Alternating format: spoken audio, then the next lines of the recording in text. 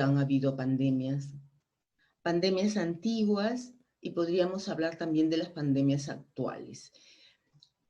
Cuando decimos pandemias actuales, estamos hablando más o menos de 1900, ¿no? De hace 100 años. La influenza, ¿no? Que es un virus que se propagó a nivel mundial en 1918, hace 100 años, y durante todo un año fue muy crítica la situación, y se dice que alrededor de 500 millones de personas, que en ese tiempo era un tercio de la población mundial, se infectó con el virus. Pero hay algo importante con relación a la influenza. Y lo importante es de que la influenza es nuestra actual gripe común, que ataca a todo el mundo y a todas las personas. Y te da este año, y te da el siguiente, y te da el otro. Esa es la influenza.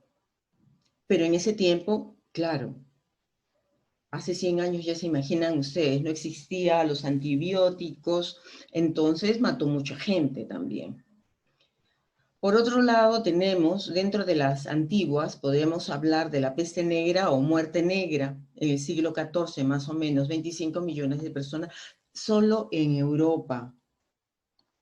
El cólera, y aquí sí me quiero detener un poquito con relación al cólera, porque según la Organización Mundial de la Salud, cada año, a pesar de que aparentemente apareció en el siglo XIX, pero ya sabemos que el cólera también es una pandemia que existe hasta nuestros días. Y se dice que cada año produce entre 1,3 y 4 millones de casos en el mundo.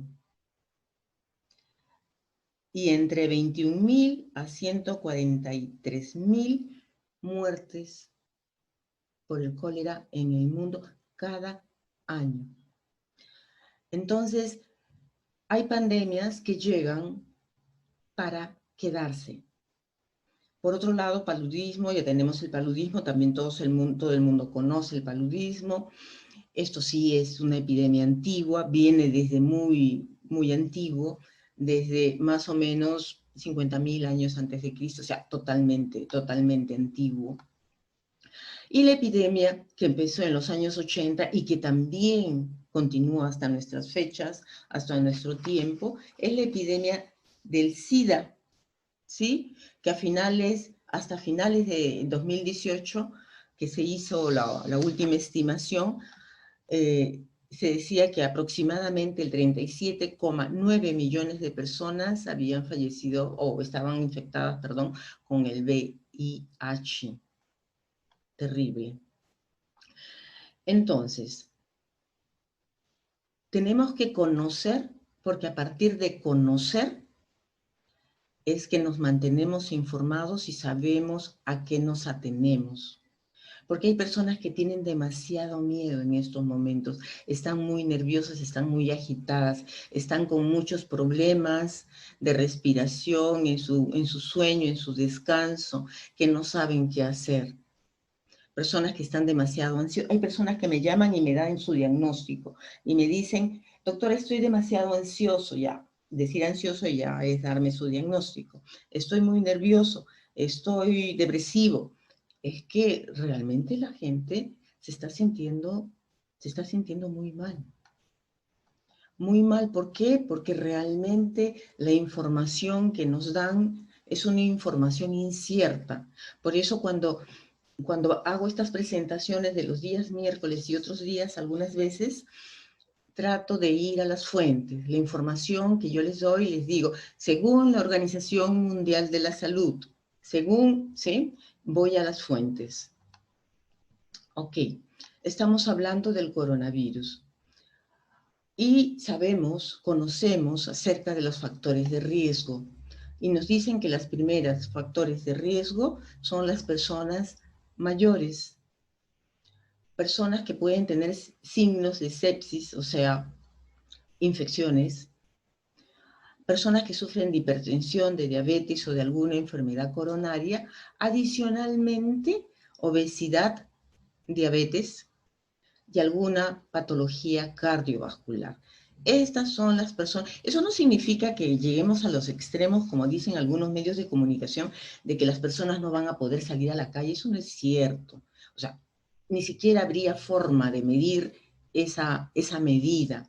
¿Cómo saber, a no ser que andemos con una varita en la frente donde diga, bueno, yo tengo diabetes? Nadie se lo va a poner. Eso es totalmente falso, ¿no? Entonces crea incertidumbre en las personas. ¿Qué es lo que necesitamos las personas para vivir?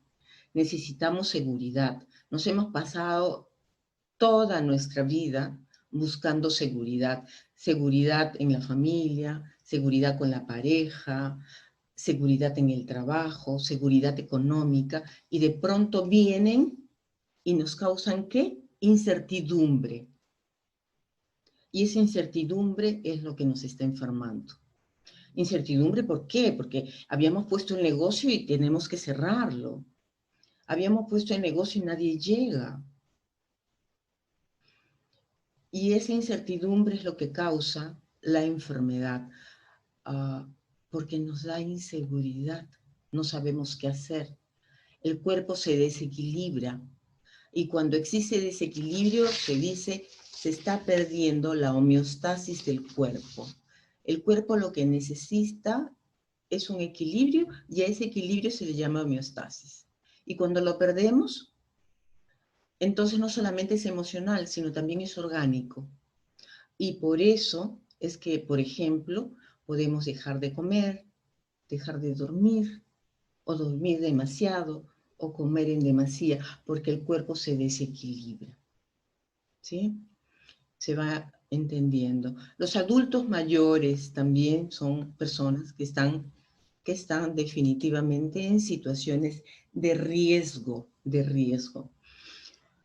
Bien, voy a dejar de compartir esta pantalla para compartir otra pantalla que se relaciona básicamente a la información que nos da la Universidad Americana de Johns Hopkins con relación a la cantidad actualizada dicen ellos, cada media hora, ¿sí? Vamos a creerles. Nos dice en la parte izquierda, ustedes, donde dice global, casos globales. Casos globales tenemos 22.244.179 casos. Muy por delante está Estados Unidos, continúa Brasil, India, Rusia, Sudáfrica, Perú. Perú está en el sexto más o menos, y luego sigue México.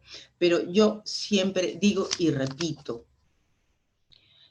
esto lo tenemos que ver por millones de habitantes, ¿sí? O sea, no se dejen llevar por la cifra únicamente, sino por millones de habitantes. Por ejemplo, el más cercano hacia arriba está Sudáfrica, pero ¿cuántos millones de habitantes tiene Sudáfrica? 57 millones de habitantes. ¿Y Perú cuántos millones de habitantes tiene? 32 millones de habitantes. Estados Unidos, ¿cuántos millones de habitantes tiene? 328 millones de habitantes. Entonces, para hacer la comparativa, tenemos que comparar en función del número de la población. Igual México que está bajito de Perú, México tiene 126 millones de habitantes. Entonces, el que tiene menos millones de habitantes, menos, es Perú. Y si empezamos a sacar números y cuentas, entonces Perú estaría en primer lugar y no necesariamente Estados Unidos. Igual en casos de muertes, a la mano derecha, escrito con blanco, ustedes van a ver casos globales de fallecidos.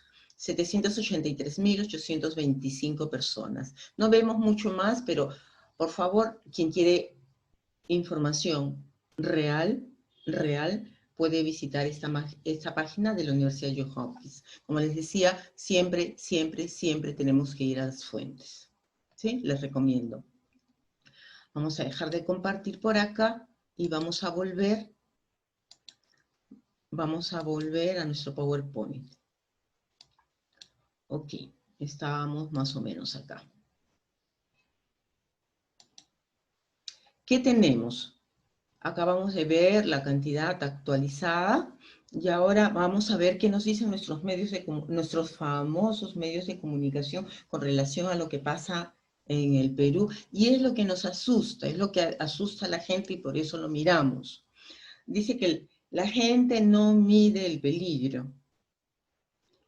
Dice otro, regresamos al encierro. Otro dice, presidente Vizcarra llama a ser responsables ante reapertura de centros comerciales.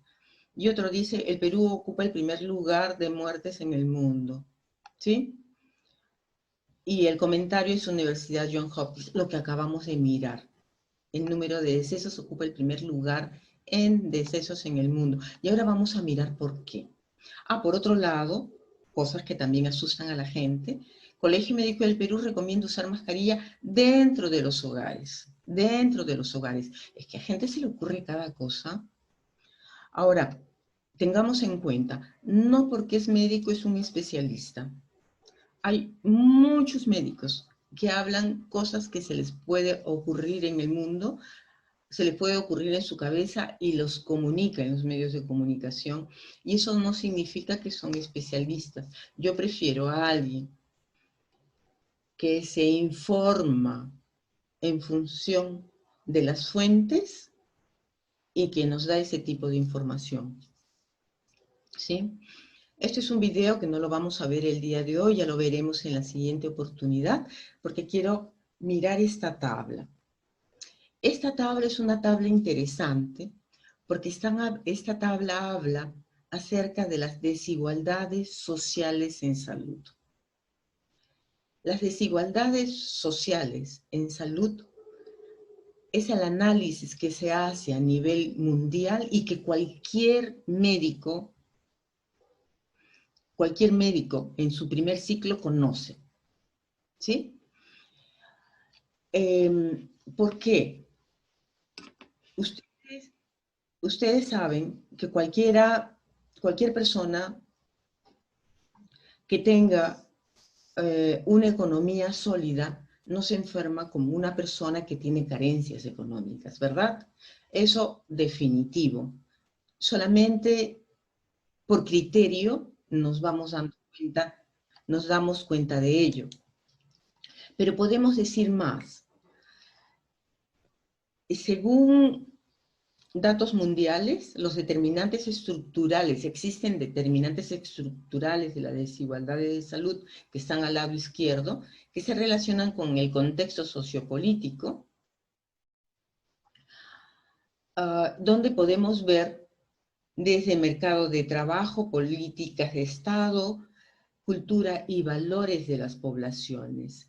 Luego están los ejes de desigualdad desde la clase social. ¿A qué clase social perteneces? A, B, C, D, E. Hay esta clase E. ¿A qué género perteneces? ¿Cuál es tu edad?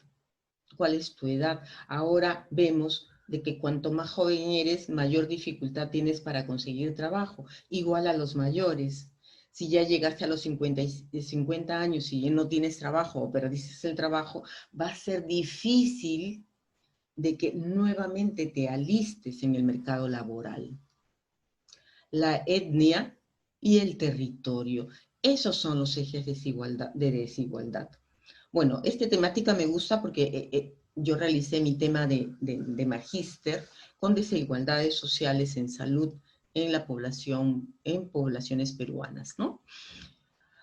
Y para terminar, así, último minuto, determinantes intermedios están desde la condición de empleo y de trabajo, porque ya sabemos, todas las condiciones de empleo y de trabajo no son iguales.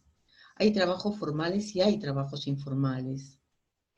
Y hay trabajos que le podríamos llamar eventuales, ese tipo de trabajo eventuales, o esos trabajos que la gente se crea, de ser mototaxista, informales, totalmente informales. Luego, las condiciones de tu vivienda. En la temática de salud, por favor, tengamos en cuenta, no es que la gente sea irresponsable, es que hay gente muy pobre y las condiciones de vivienda no son las más óptimas. Gente que vive en esteras, gente que vive con plástico, gente que vive con esteras, ¿qué más le llaman? Con Eternit. Entonces, ¿cómo no se van a contagiar? ¿Cuántas personas viven en ese tipo de vivienda? Una persona, 5 personas, 10 personas en un espacio muy reducido. La densidad de personas por metro cuadrado. Entonces, cuando el gobierno habla de personas irresponsables, realmente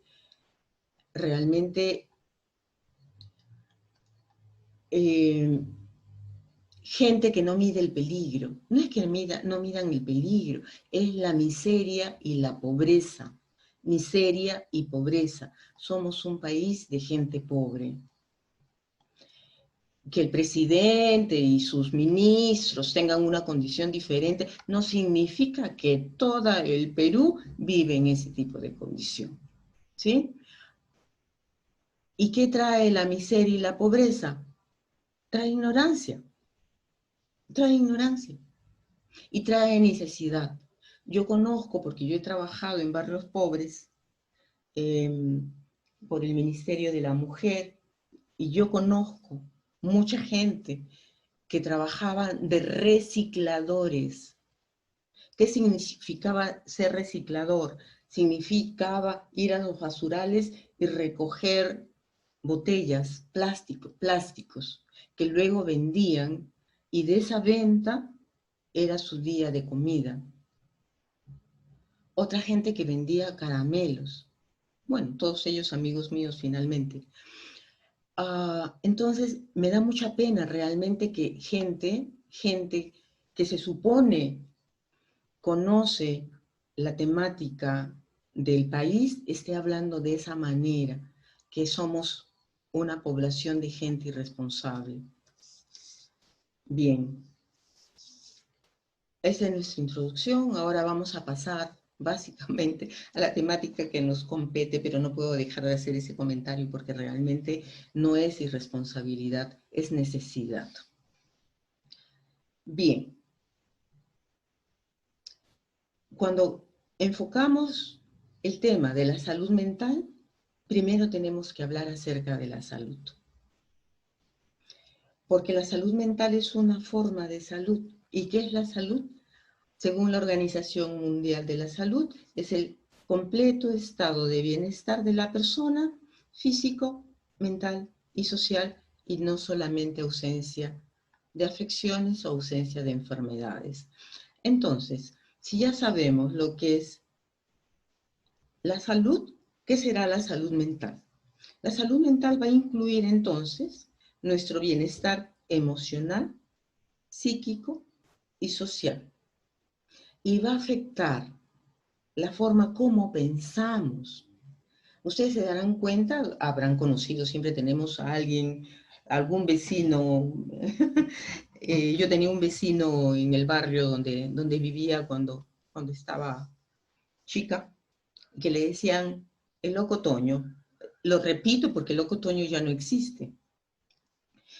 Era el que siempre hacía escándalos en el barrio, el que se peleaba con todo el mundo, ¿sí? Siempre conocemos a alguien, siempre hay en el barrio a alguien que tiene dificultades en la forma como piensa, como siempre, como siente y cómo actúa, y cómo se enfrenta a la vida, ¿sí? Cómo es capaz de lidiar con la vida cotidiana, y cómo se enfrenta y cómo maneja los estados de estrés. En función de eso, de cómo se maneja en la vida, es que nosotros evaluamos la salud mental de las personas. Y cuando hablamos de salud mental de las personas, estamos hablando de todo su ciclo de vida, ¿sí? Generalmente, alguien no se enferma, no enferma su salud mental de la noche a la mañana. Algunas veces las personas dicen, sí, es que de pronto. No, no existen de prontos, ¿sí? No existen de prontos. Generalmente se va creando, se va dando en el transcurso de la vida.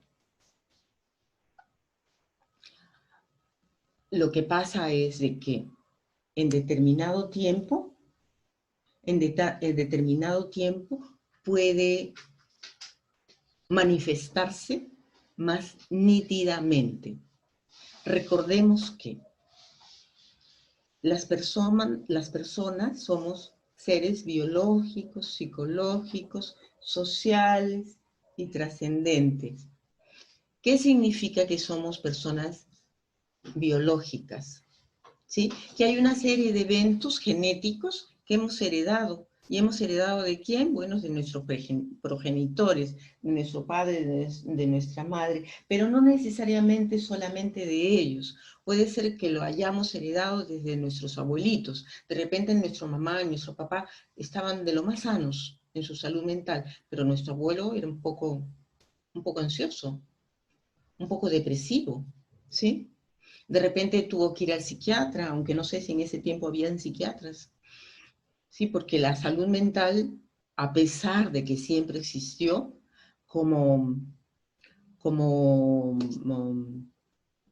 como constructo, como una profesión que se estudia, tiene más o menos 100 años, 150 años, no tanto tiempo. ¿Qué más? La parte psicológica de la persona. La parte psicológica de la persona tiene que ver con la parte cognitiva. ¿Qué es la parte cognitiva? Es la atención, la percepción, la memoria, el aprendizaje. Tiene que ver con el área intelectual. Tiene que ver con las emociones, la afectividad, los sentimientos y la personalidad de cada cual. Por eso se dice de que la persona humana es individual. Existen las diferencias individuales, porque todos estos rasgos, a pesar de que de repente pertenecemos a una sola familia, somos todos diferentes. En la parte social, tenemos que ver desde la familia, pasando por la educación, por la comunidad, los estudios y la parte laboral. Y la satisfacción también. Eso lo vamos a ver el día de mañana. Aprovecho para decirles que el día de mañana tengo una invitación para hablar con relación a hábitos, creo que se llama hábitos y trabajo, hábitos y ahorro, ¿sí? Hábitos y ahorro. Y por último tenemos que ver la parte trascendente de las personas. Las personas, todas las personas creemos en algo, tenemos fe en algo. Ya sea fe en nosotros mismos, fe en Dios, fe en la naturaleza, tenemos fe en algo. Ello también es importante para mirar la parte integral del ser humano, cada uno de nosotros. ¿Qué tenemos? En el mundo, a causa de esta pandemia, ya sabemos, todos hemos estado, podemos decir que en el Perú no hemos estado, sino estamos en un estado de confinamiento y continuamos confinamiento. Y ahora la novedad es de que los días domingos volvemos a no poder salir a la calle, ¿sí? Miren, recuerden ustedes personas que viven en 40 metros cuadrados, que no tienen ventanas, con la justa tienen ventilación, que no pueden salir a la calle, ¿sí?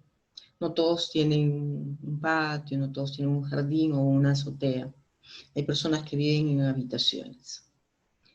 Pues bien, tenemos por ejemplo que este grupo, que creo que es Suecia, no, Dinamarca, ya están volviendo a clases. Pero miren ustedes el confort y la comunidad y la comodidad de esta aula de clases. Nosotros aparentemente nuestros escolares no van a volver hasta el próximo año, porque no tenemos condiciones, no tenemos condiciones. Esto es en Rusia. Rusia, esto hace varias semanas que salieron de vacaciones obligadas. Esta foto es una foto de todo lo que tenía de despensa en Finlandia, despensa en salud. en Finlandia. Tenían todo, todo, el almacén secreto para poder enfrentar una temática como la que les tocó enfrentar, porque nos tocó a todos. Lo que pasa es que Perú no tenía y no tiene todavía absolutamente nada.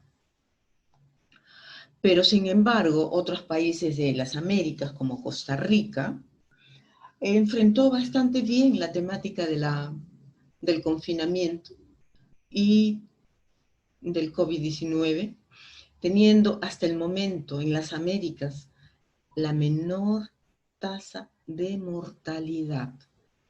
La menor tasa de mortalidad. Creo que están a 46 aproximadamente. No lo tengo, la vez pasada lo presentamos, pero en este momento no lo tengo, no tengo en la memoria la cantidad de fallecidos. Vamos a empezar a hablar de las emociones. Y el problema no son las emociones, porque todos los seres humanos tenemos emociones. Y es una forma como nos manifestamos en el día a día. Estas son emociones más corrientes que realmente, generalmente las trabajamos. El día de hoy no lo vamos a hacer porque vamos a hacer un tema un poquito distinto, pero generalmente estamos hablando de amor, de alegría, de miedo, de tristeza, de rabia, estamos hablando de orgullo, ¿sí?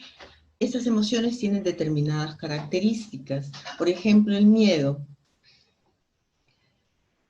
El miedo, por ejemplo, la característica es que es una respuesta ante una posible amenaza. Y lo que busca la emoción del miedo es la seguridad. Ya lo decíamos al inicio. El miedo es aquella sensación desagradable que tenemos y todos ante una posible amenaza, que es una percepción que puede ser real o imaginaria. ¿Sí? Por ejemplo, yo me puedo imaginar que puede haber un terremoto y ya me empezó a dar miedo. Sin embargo, ante este COVID-19, la amenaza es real. Y ante una amenaza real, ¿qué es lo que hace el cuerpo? Huye o se enfrenta, lucha o huida. Sin embargo, ante el COVID-19, ¿qué podemos hacer? Ni podemos luchar, ni podemos huir. Estamos confinados. Y eso es lo que causa el estrés y el nerviosismo y la agitación y el estado de tensión de las personas. Porque estamos ante un peligro inminente, pero no nos permite reaccionar. No hay lucha ni hay huida. Entonces, ante esa incertidumbre, el cuerpo, ante no saber qué hacer, se desequilibra. ¿Qué más? Digo una serie de cosas aquí, ¿no? Que el cuerpo tiene dificultad para concentrarse, interesarse en sus propios asuntos, que está en un estado de alerta. Todo ello que hablamos en salud mental no solamente es una ocurrencia de los psicólogos, de los psiquiatras, de los médicos que estudian, porque no todos estudiamos, hay médicos y psiquiatras y psicólogos que no estudian. Hay una serie de organizaciones mundiales, no peruanas, por supuesto, americanas y generalmente europeas, eh, que sacan una serie de compendios con relación a las situaciones de la salud de la mente. ¿Sí? Uno de ellos es el DSM. Estamos en el 5. Ha habido el 1, el 2, el 3, el 4. Ahora actualmente estamos en el DSM-5, que estudia todos los desórdenes mundiales. ¿Cómo hacen para estudiar? Bueno, hay equipos de científicos que se reúnen en el mundo y van viendo a partir de las investigaciones qué está ocurriendo y qué cosas se puede ir haciendo para aliviar el sufrimiento humano, porque finalmente la salud mental y la salud en general lo que causa en el ser humano es sufrimiento. Hay 3 ejes de la salud, ya sea salud física como salud mental, que es el eje de la promoción, ¿sí?, que va a permitir que la persona conozca y que logre controlar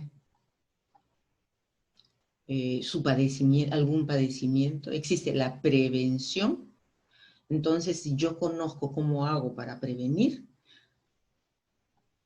modificando hábitos y conductas, por ejemplo, como lo estamos haciendo ahora.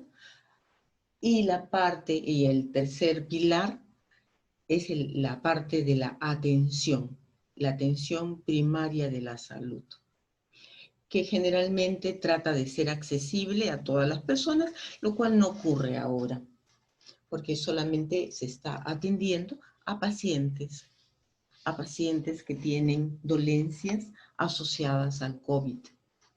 Y el resto de pacientes que no tienen dolencias asociadas al COVID no están recibiendo atención. Por lo tanto, si no mueres de COVID, vas a morir de otras dolencias. Ese es el problema. Y eso es lo que causa también el estrés en la gente, la preocupación, eso es lo que causa la ansiedad. Entonces, el miedo de las personas, el miedo que tienen las personas está como que justificado. Cuando hablamos de la parte psíquica, ¿de qué estamos hablando? Estamos hablando básicamente de esa unión del cuerpo y el alma. Eso decían en la antigüedad, es la psique y es el alma. Eso es lo que significa. Ahora ya no hablamos de alma, ¿sí? Porque los que hablan de alma se ha quedado la religión hablando del alma. Lo que hablamos ahora es de sufrimiento, del sufrimiento humano, del sufrimiento de las personas. Y el sufrimiento está asociado básicamente a la parte existencial del ser. Las penas, del sufrimiento que puede ser patológico, del sufrimiento que puede ser mórbido. Las personas te dicen, es que sufro demasiado, no sé qué tengo, sufro mucho, me dan muchas ganas de llorar, ¿sí? Ese es el miedo incontrolable que puedes llegar a tener.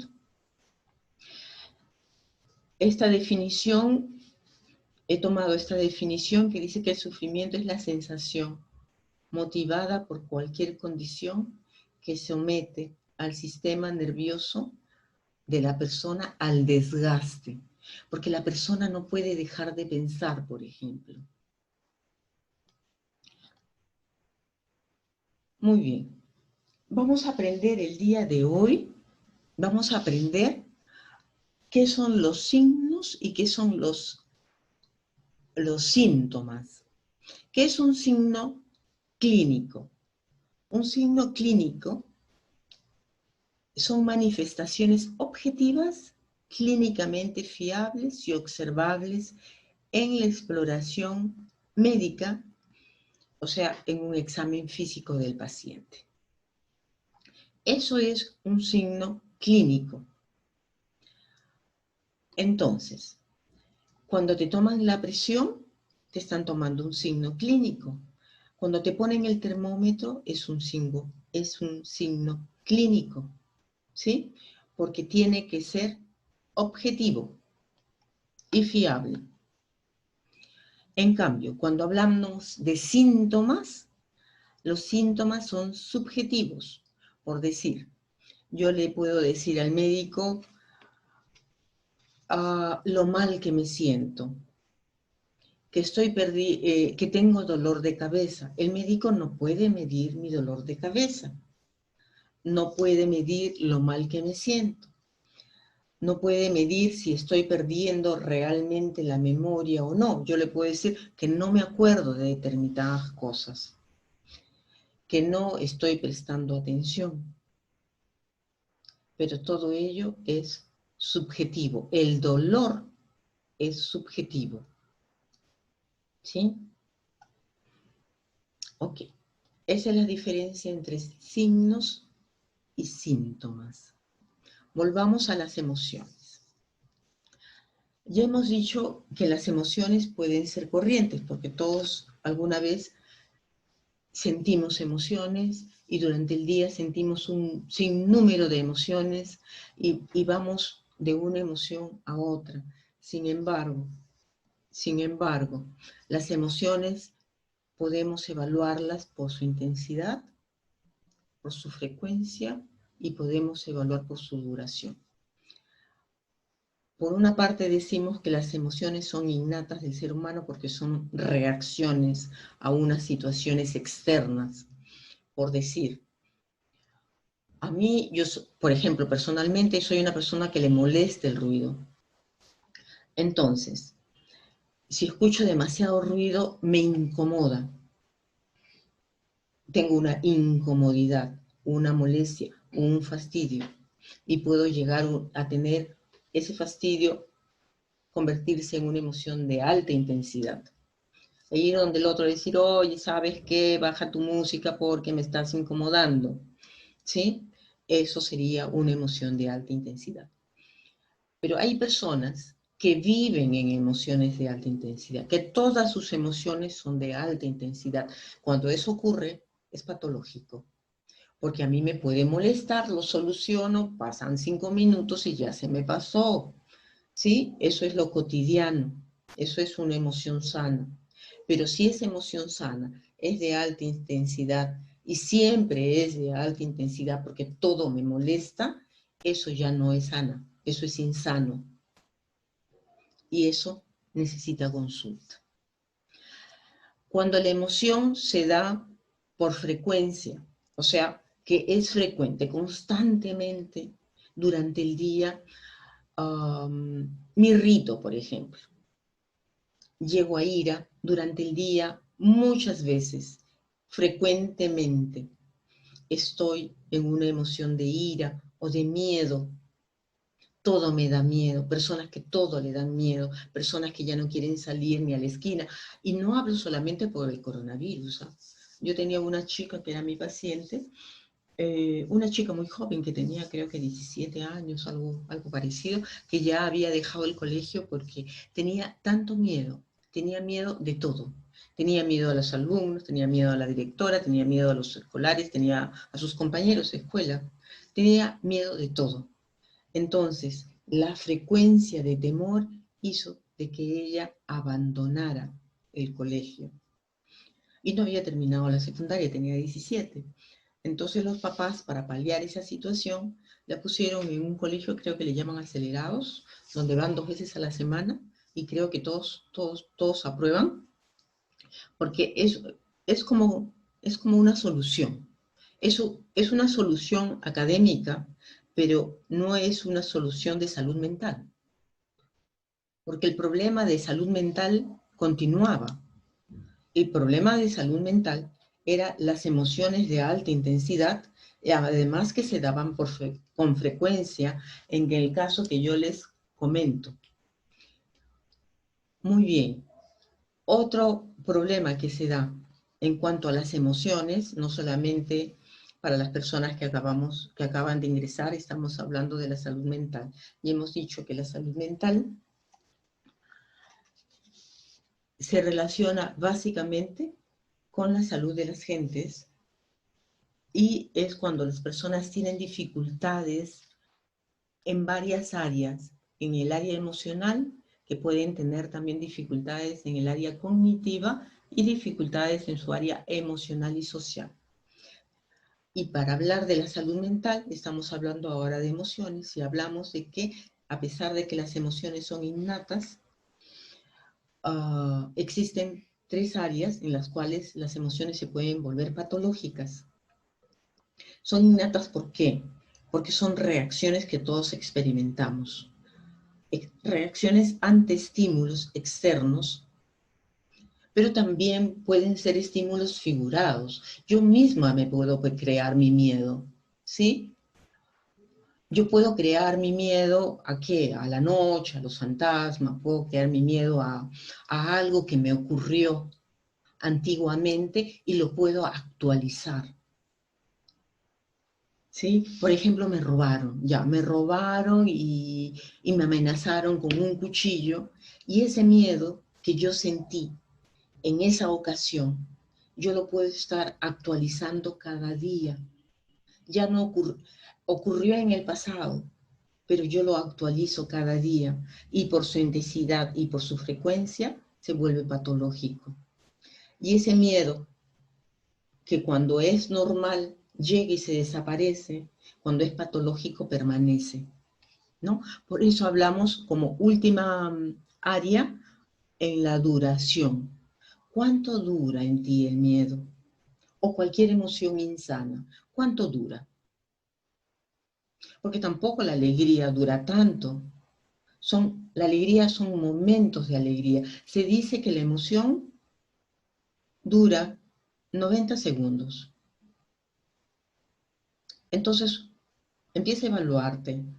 ¿Cuánto dura tu emoción? Sobre todo las emociones negativas. El miedo, la ira. ¿Cuánto dura en ti? ¿Y cuánto dura en aquella persona que está a tu lado, con la cual vives? O el vecino, o el ex esposo, o el exnovio. ¿Cuánto duraban esas emociones? ¿No? Por ejemplo, los celotípicos, ¿no? Que se supone que aman mucho.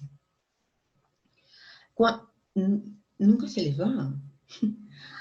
Son personas que siempre vuelven a lo mismo. Pero tú me dijiste, yo te vi, yo encontré en tu teléfono, a mí me dijeron, pues, ¿sí? Con esa gente no se puede vivir. ¿Por qué? Por la intensidad de las emociones, por la frecuencia de sus emociones y por la duración insana de las mismas. ¿Sí? Estas personas tienen de todas maneras que consultar. Bien. Habíamos ofrecido para el día de hoy, desde el inicio lo dijimos, que íbamos a ver la temática de una práctica. Siempre hacemos una práctica. Todas las reuniones son reuniones totalmente diferentes. Hoy día estamos tocando, hemos tocado una introducción, luego hemos visto signos y síntomas, hemos hablado de la salud mental, hemos hablado un poquito acerca de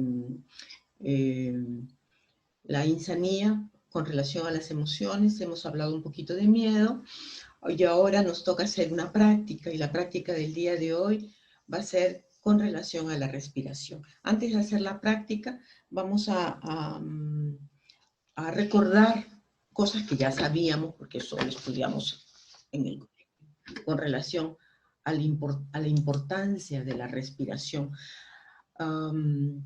Los yogis dicen, y hay estudios de que aquello que dicen es cierto, de que si supiéramos respirar bien, no estaríamos enfermos, ¿sí?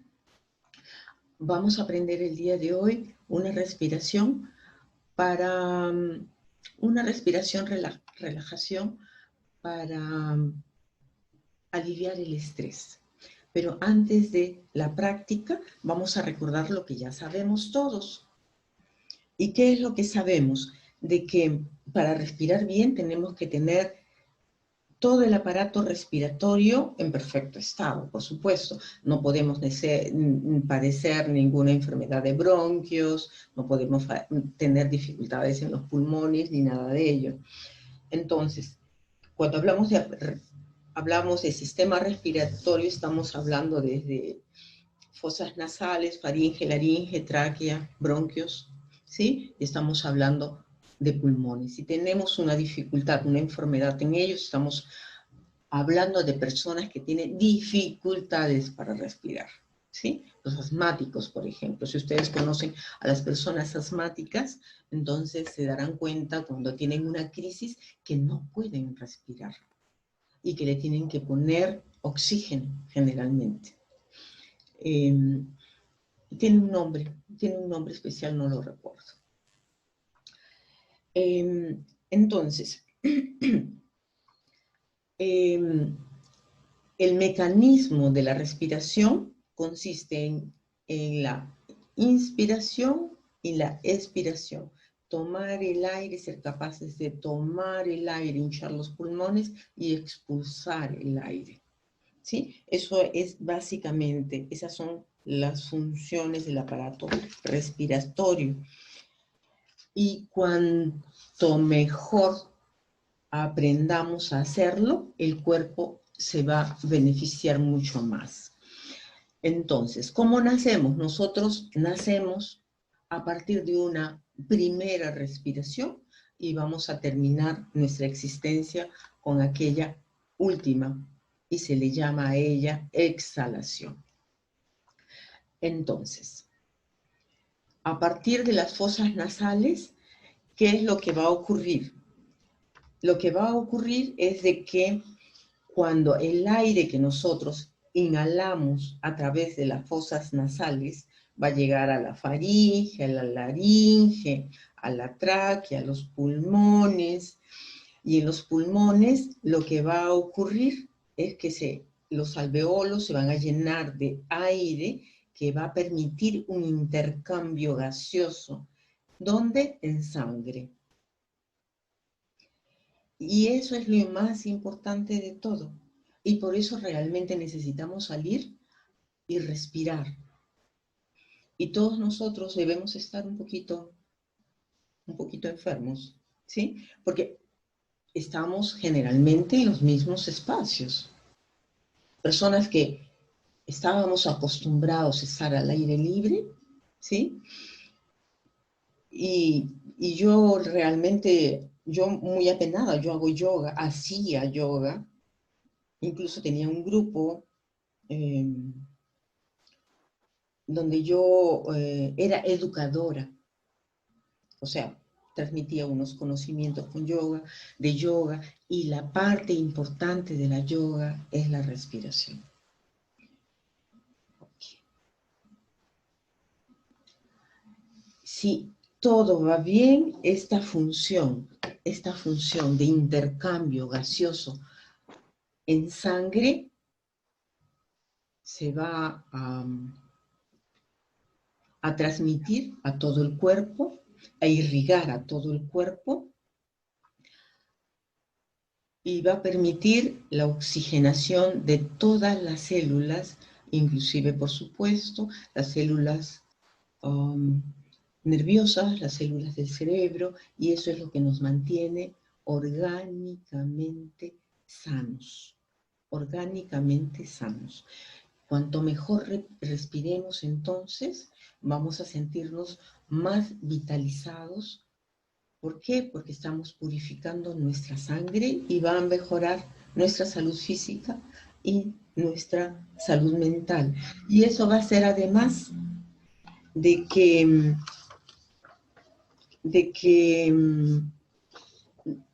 evitemos enfermarnos de resfríos, infecciones y otras enfermedades relacionadas con bronquios, pulmones, etcétera, etcétera. Ok. ¿Qué más sabemos? ¿Qué otros beneficios encontramos? Que van a disminuir las hormonas que se relacionan con el cortisol, o sea, con el estrés, va a disminuir la ansiedad, va a disminuir la depresión. ¿Y qué va a aumentar? Va a aumentar la función inmunológica, el optimismo y la concentración. Muy bien. Yo creo que esto es lo básico que tenemos que saber y vamos a empezar nuestra práctica del día de hoy. Para empezar nuestra práctica del día de hoy, los invito a todos los que hasta ahora han tenido la paciencia de estar conmigo a buscar un sitio, un lugar cómodo en tu casa, en el ambiente que te encuentres.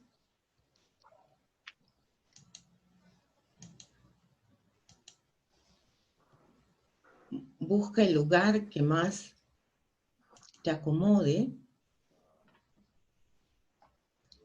Y trata de sentarte en una postura cómoda, confortable, sin ninguna prisa.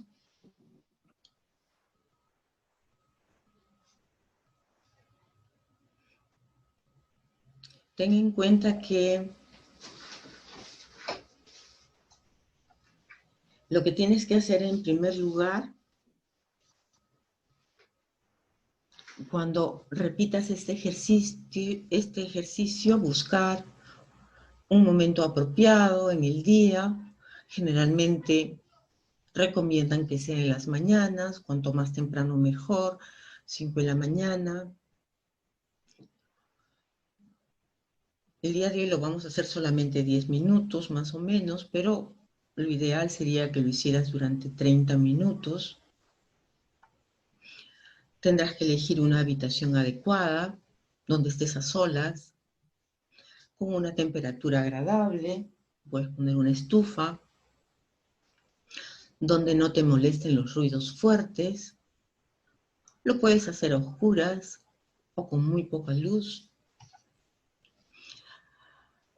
Y cierras los ojos. Entonces empezamos, cierras los ojos. Cuando estés a solas puedes poner una música suave que facilita la relajación, en silencio, con ropa que no te moleste, lo más cómoda posible. Acomoda tu cuerpo, te puedes mover a un costado y al otro tratando de relajar los músculos, espalda recta. Puedes apoyar la espalda a la pared, al sillón, a la silla, donde te encuentres. Apoya las plantas de los pies al piso, los pies paralelos, manténlos paralelos, y las manos apoyadas sobre los muslos, sobre las rodillas, los más cercanamente posible a las rodillas.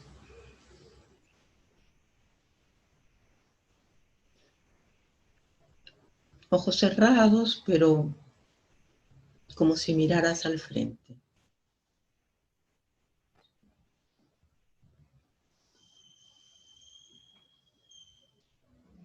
Tu actitud es pasiva.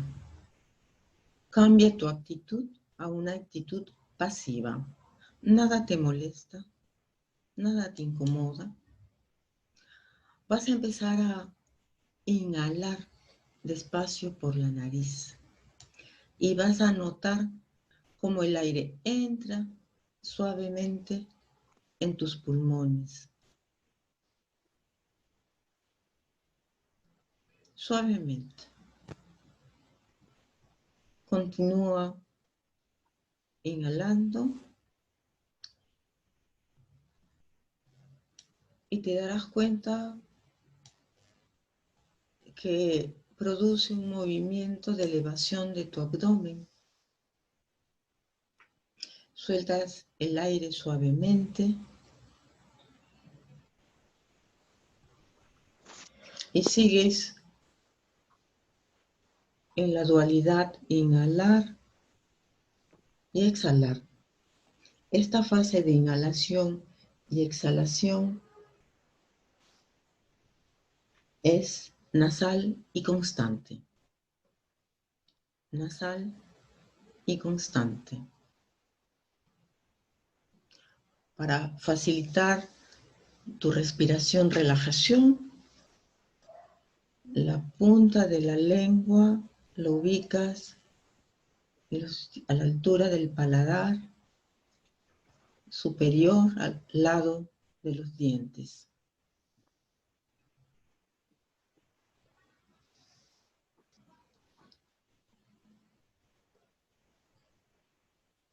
Sigues inhalando y centras toda tu atención en tu respiración. Si viene a la mente un pensamiento que te distrae, lo descartas y sigues inhalando y exhalando. Profunda y lentamente.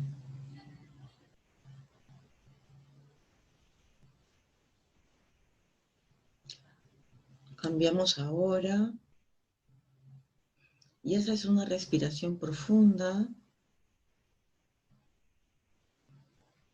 Y mientras dejas salir el aire, vas a repetirte mentalmente el número 3.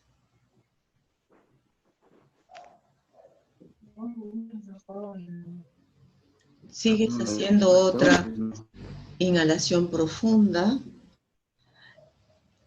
y dejas salir. ¿Por la nariz o por la boca? Inhalación nasal y constante. Es nasal y constante. Siempre. Tú eres por la nariz, no entrando por la boca, entra hasta el fondo. Es nasal y constante.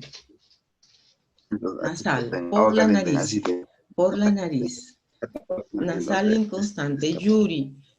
Yuri, apaga tu micro, por favor, que estamos en el ejercicio de práctica.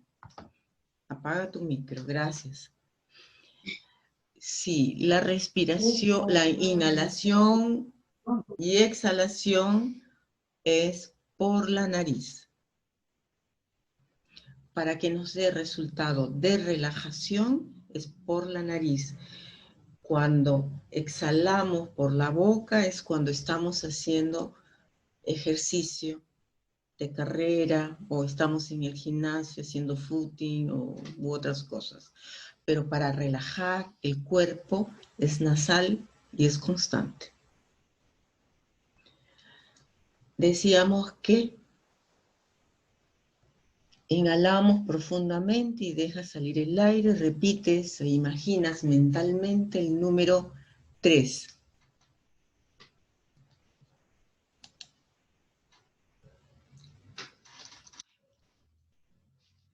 Nasal y constante.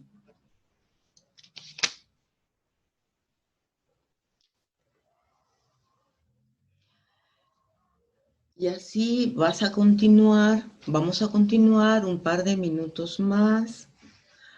Cuando estés en tu casa, cuando estés a solas, cuando estés en la habitación adecuada, en el momento adecuado, a la hora adecuada, con la temperatura adecuada y la ropa también adecuada, lo puedes hacer 30 minutos y puedes más tiempo. Recuerda no intentar esforzarte en conseguir relajarte rápidamente. Es una actitud. Tienes que ir aprendiéndolo poco a poco.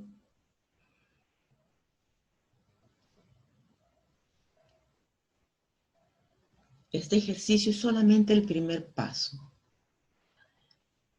Todas las reuniones siempre hacemos un ejercicio, todos diferentes. La próxima semana vamos a hacer un ejercicio de imaginación para relajarnos. Ahora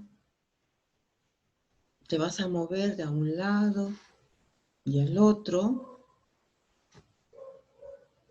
Poco a poco vas moviendo los brazos, mueves los pies, las manos, la cabeza a un lado y al otro.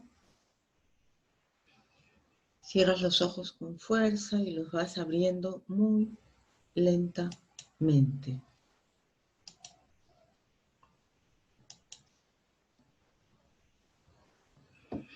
Y volvemos al aquí y a la ahora.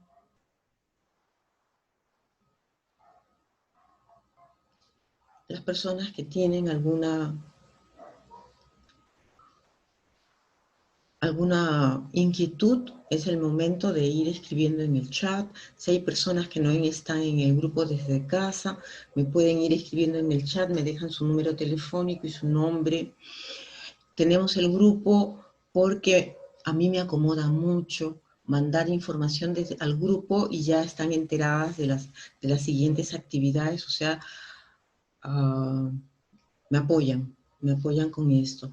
Vamos a ver un video, voy a dejar de compartir para compartir el video que nos toca el día de hoy. Vamos a ver por dónde está. Está por acá. Vamos a ponerle audio.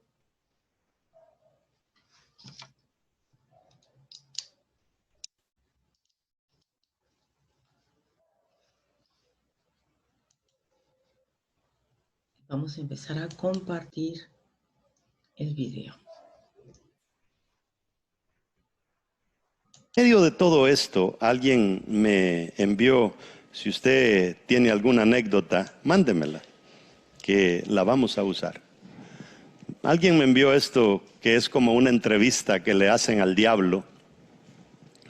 Y en la entrevista le preguntan al enemigo, ¿y cómo lograste llevar tantas almas al infierno en aquella época? Y Satanás contesta y dice, lo logré a través del miedo. Ah, sí, le dice, excelente estrategia, vieja y siempre funciona.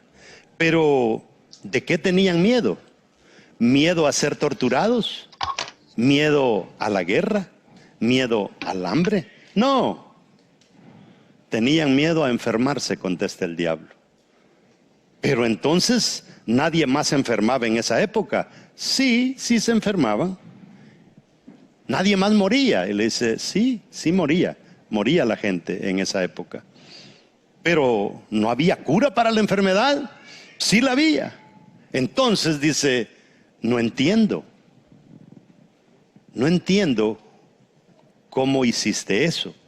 Dice Satanás, como nadie más creía y enseñaba sobre la vida eterna y la muerte eterna, pensaban que solo tenían una vida y se aferraron a ella con todas las fuerzas.